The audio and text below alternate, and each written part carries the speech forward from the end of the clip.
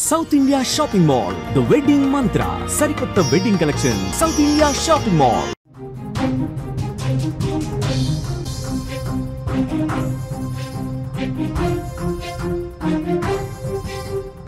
Is breaking news చూస్తున్నాం. ఈశాన్య రాష్ట్రాలను 5 రోజులుగా తీవ్ర పరిస్థితులు వరదలు కూడా అక్కడ ముంచెత్తుతున్న పరిస్థితి కనిపిస్తుంది. మే 29 నుంచి నాన్ స్టాప్ గా అక్కడ వర్షాలు పడుతున్న పరిస్థితి.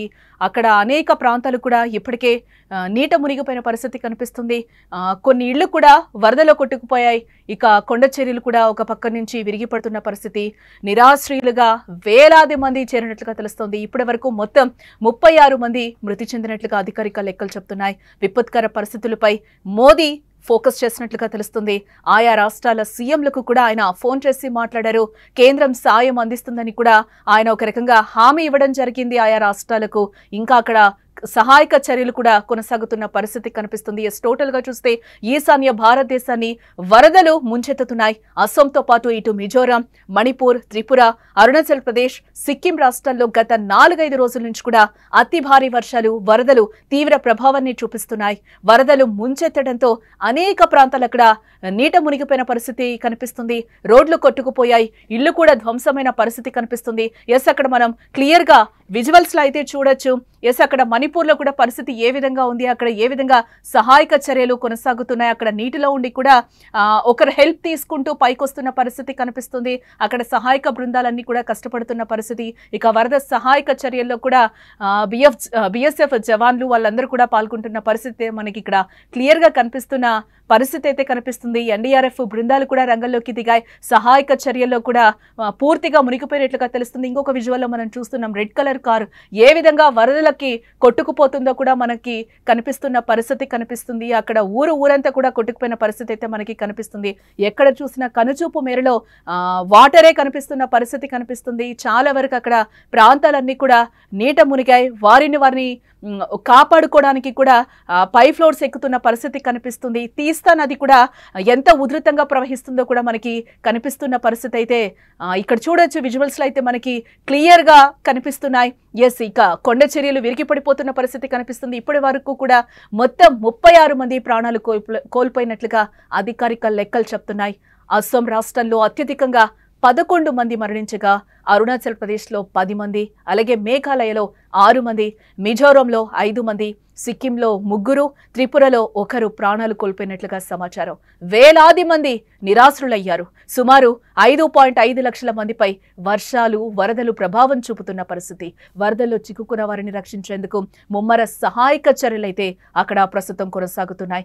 అక్కడ మూగ జీవాల్ని కూడా ఏ విధంగా కాపాడుతున్నారో కూడా మనకి క్లియర్ గా విజువల్స్ లో కనిపిస్తున్నాయి.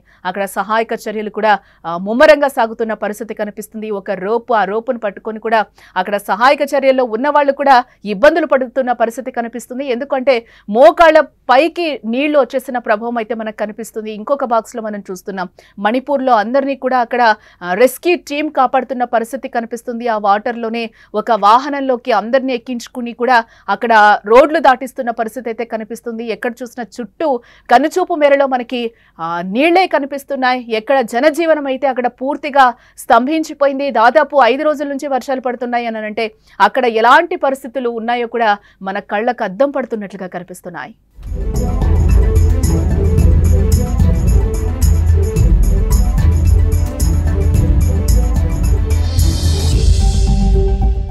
అక్కడ ఆకాశంలో హెలికాప్టర్ కూడా ఎగురుతున్న పరిస్థితి కనిపిస్తుంది. ఆ డ్రోన్ విజువల్స్ కూడా మనం చూడొచ్చు.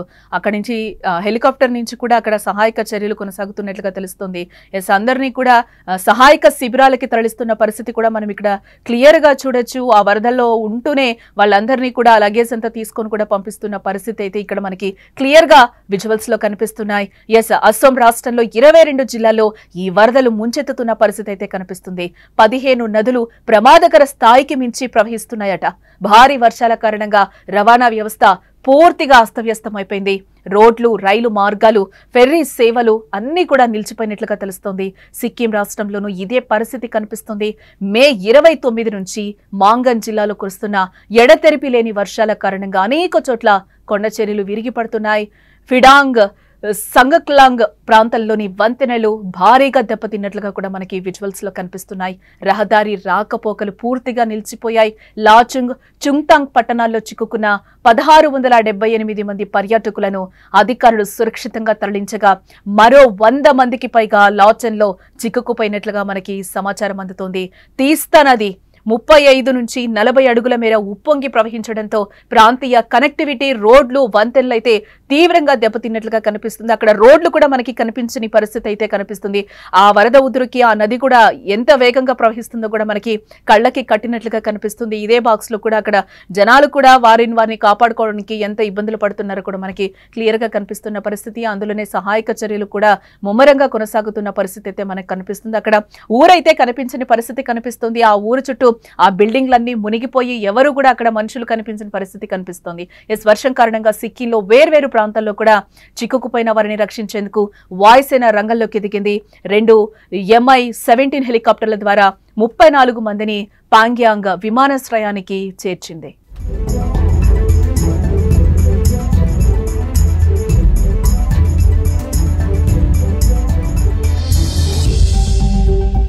ఒక బాక్స్ లో మనం మణిపూర్ విజువల్స్ కూడా చూడొచ్చు. మణిపూర్ పూర్తిగా నీట మునిగిపోయినట్లుగా మనకి క్లియర్ గా కనిపిస్తోంది.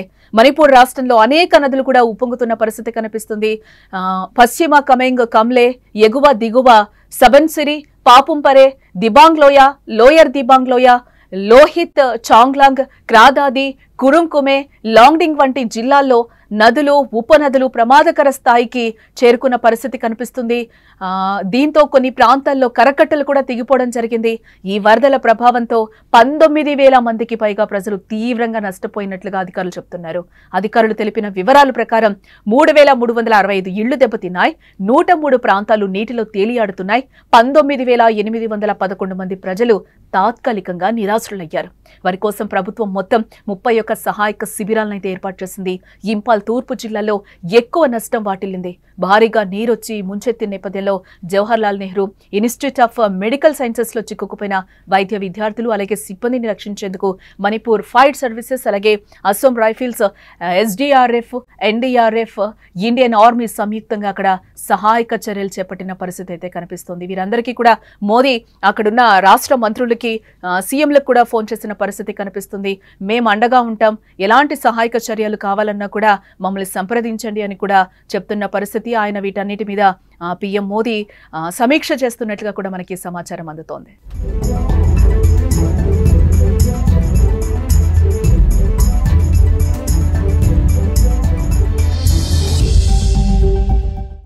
అరుణాచల్ ప్రదేశ్ ని భారీ వర్షాలైతే అతలాకుతలం చేశాయి. రాష్ట్రంలోని 23 జిల్లాల్లో 156 గ్రామాల ప్రజలు వరదల ప్రభావానికి గురయ్యారు. ఇప్పటికే కొండ ప్రాంతాల్లో నివసించేవారు తీవ్ర ఇబ్బందులు ఎదుర్కొంటున్న పరిస్థితి కనిపిస్తుంది. ఇంపాల్ నదిలో నీటి మట్టం పెరిగి కరకట్టలు 4 చోట్ల తెగిపోవడంతో భారీగా వరదలొచ్చాయి. రెస్క్యూ బృందాలు సహాయక చర్యలనైతే కొనసాగించి ప్రజలను సురక్షిత ప్రాంతాలకు తరలించారు. మిజోరంలో మే 24 నుండి కురుస్తున్న భారీ వర్షాల కారణంగా తీవ్ర నష్టాలైతే నమోదయ్యాయి.